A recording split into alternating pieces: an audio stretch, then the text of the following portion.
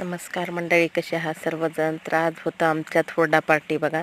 आता गहू काढणी चालू आहे आणि ज्वारी काय आता थोडं उशिरा पेरल्यामुळं लवकर काढायला आली नव्हती. मग आमचे मोठे दीर म्हणले की चला आपण आज हुरडा पार्टी करू. मग म्हणलं ठीक आहे, तुमचं पण गहू काढायचं चालू होतं. मग ऊन झाल्यामुळं ती थोडं झाडाखाली बसलेली होती.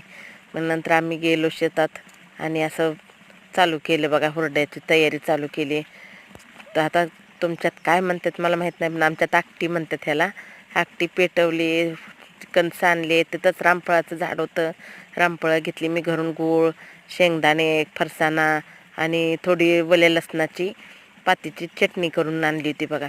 ती लय भारी लागते हुरड्याबरोबर. आणि असं आमचं चालू होतं, बोलत बोलत आपलं सगळेजण खात होते. आणि शेजार पाजारी त्यांना पण बोलवलं आणि ते म्हणाले तुमच्यामुळं आम्हाला पण हुरडा खायला भेटायला लागला.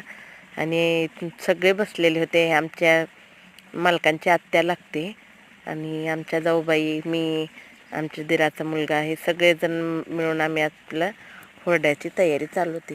गावाकडं आले की आमच्या मालकाला हुरडा म्हणलं की खूप आवडतो आणि हुरड्याची एकदा तरी त्यांना हुरडा खावंसं वाटतं. आणि ते कधी पण गावाकडे यायचं म्हणलं की हुरड्याच्या टायमातच यावं वाटतं त्यांना. हुरडा, कणसं मकाची, रामफळ, वल्या शेंगा असले त्यांना खूप आवडतं. त्यासाठी आम्ही गावाला येत असतो आणि अशी मज्जा करत असतो. खूप छान वाटलं. बाय, चला.